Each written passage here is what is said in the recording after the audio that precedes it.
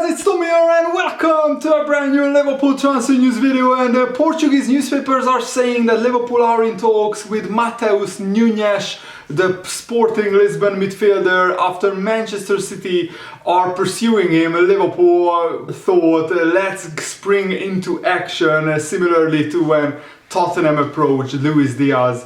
Liverpool felt they just can't miss out on this signing, and this player could be available for only 40 million euros, which is around 34 million pounds. And in this video you will get to know Matheus Nunes in detail, what kind of player he is, what he could bring to Liverpool. Let me know, do you think Liverpool need a midfielder signing? I certainly would be a lot more confident going into the season if we signed another midfielder in case we have an injury crisis in the midfield area. And Liverpool are, according to the newspapers, reportedly making their midfield a priority area to strengthen after, of course, Liverpool signed Darwin Núñez, Fabio Carvalho and Calvin Ramsey. Because Liverpool don't want to rest on their laurels, they want to build the best squad available, the best squad possible, so we can pursue the quadruple again, and we will try to win all 4 trophies again. Plus we will play the Community Shield final against Man City as well. Jornal de Notícias is the source of the report in Portugal, and they claim that Liverpool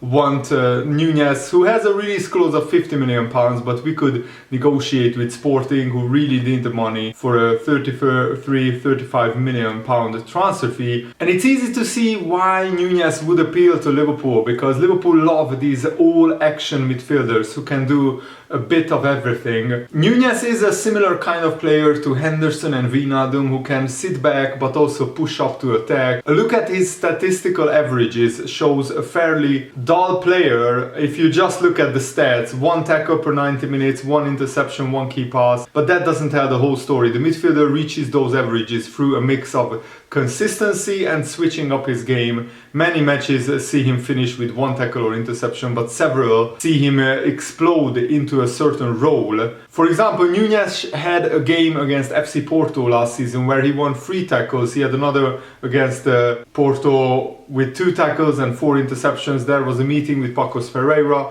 where Núñez managed 5 interceptions. It's a similar story with passing. Núñez typically doesn't create much, but was able to thrive in certain games. And there was a 2-game spell where which saw him create 7 chances. The player can dribble exceptionally well too. Núñez averages 2.5 dribbles per 90 minutes, but there were games last season where he was beating 5 or 6 players in one game. It's exceptional stuff, and at only 23 years old, it's the kind of skill that will only improve to a higher level, especially at Liverpool. And he wouldn't be under really any pressure to start straight away from Liverpool, because Liverpool already have a settled midfield, so he could come in, learn the language, get settled in Liverpool, in England, in a new league, in a new country, and Liverpool can work with him on the training ground, and when he's ready, he will be thrown in at the deep end. So I'm really excited. And Liverpool, it looks like we are targeting the Portuguese league, because we realized it's a pretty underrated league when it comes to, you know, not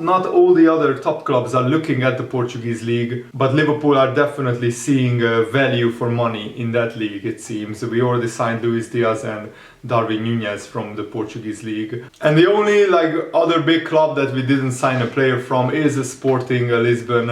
We already signed a player from Porto and Benfica, so we could get a hat-trick of Portuguese players in the space of 6 or 7 months. So Matheus Nunes was born in Brazil, Rio de Janeiro to be precise. He is 6 foot tall, 83 centimeters tall, and he is of Portuguese descent.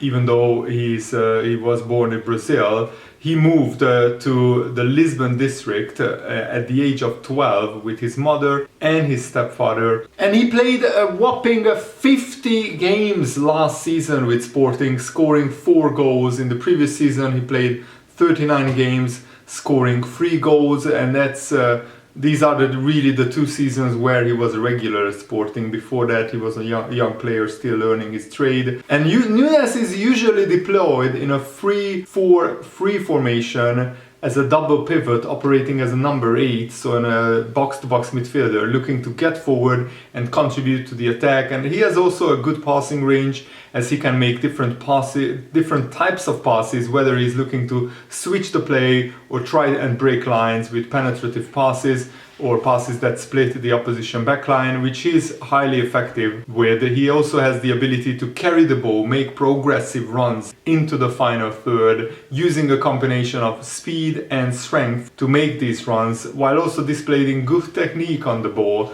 Nunes also possesses a good anticipation and reading of the game, which allows him to make effective interceptions and challenges. So as I said, he's not really an attacking midfielder or goal-scoring midfielder, more of a box-to-box midfielder. And he already played 8 times for the Portugal national team. He became a regular in 2021, and he already scored his first goal against Turkey in a World Cup qualifier for Portugal. And also he won the Portuguese League with Sporting, and the Portuguese Cup, I think the League Cup twice with Sporting, and the Portuguese Super Cup as well. So he's part of this great generation from Sporting. His current market value is around 35 million pounds. So I think that is probably the price that Liverpool would pay for him if we are serious about pursuing him. And not only is Manchester City interested in Nunes, but Chelsea are also interested in him, and other clubs like Everton, Newcastle, Wolves. So Liverpool need to move quickly if they want to secure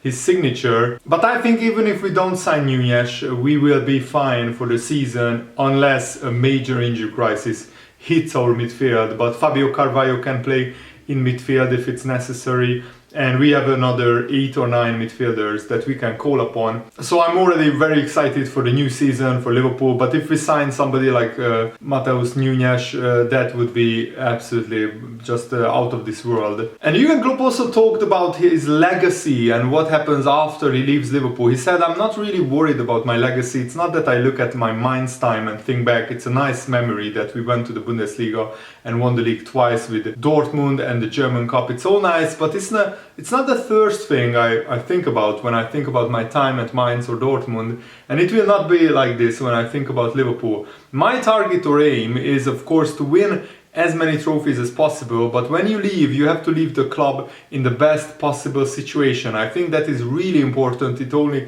makes a real legacy, because if you squeeze everything out of a club and leave, somebody has to clean the rubbish or whatever. That's not how it should be. The club should be in the healthiest position possible and should have a team that is ready to go for the next chapter. But that is in the future. For the moment, I'm really happy with the circumstances we have and the squad we have created. From an age point of view, it is now really interesting. We can really mix it up. We have quality from the youth side, very experienced players, and all these kinds of things in the mix. And all of them are full of determination and desire to make the next step and win more. And that is what is really important.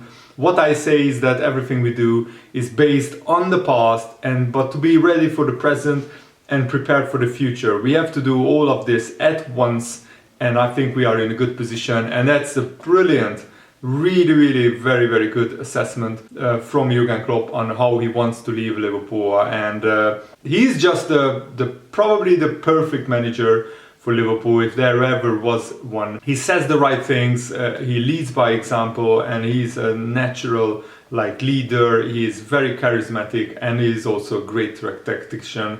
So in my opinion, I wouldn't swap Jurgen Klopp for anybody in the world to be Liverpool manager, and hopefully he will stay even longer after his contract expires. But yeah, let me know what do you think in the comments below. I really hope that you guys enjoyed this video. Thanks for watching, have a nice day, see you later, goodbye.